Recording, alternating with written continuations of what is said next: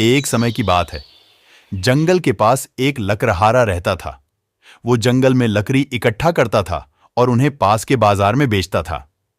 एक दिन की बात है, वो एक पैर काट रहा था, तभी गलती से उसकी कुल्हाड़ी पास की एक नदी में गिर गई।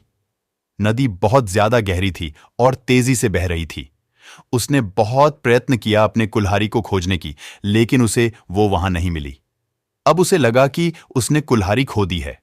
वहीं दुखी होकर वो नदी के किनारे बैठकर रोने लगा। उसके रोने की आवाज सुनकर नदी में से एक जलपरी उसके पास आई और उस लकड़हारे से पूछा कि क्या हुआ। लकड़हारा ने उसे अपनी दुखद कहानी बताई। जलपरी को उस लकड़हारे के ऊपर दया आई और वो उसकी मेहनत और सच्चाई देखकर उसकी मदद करने चाही। वो नदी में गायब हो गए और एक चांदी का कुल्हाड़ी लाया, लेकिन लकड़हारे ने कहा कि यह उसका नहीं है। वो फिर से गायब हो गए और अब की बार उन्होंने एक सुनहरी कुल्हाड़ी लेकर वापस आए, लेकिन इस बार भी लकड़हारे ने कहा कि ये कुल्हाड़ी भी उसका नहीं है। अब जलपरी ने पानी में फिर से गायब हो गए और अब की बार वो एक लोहे की कुल्हाड़ी के साथ वापस आ गए।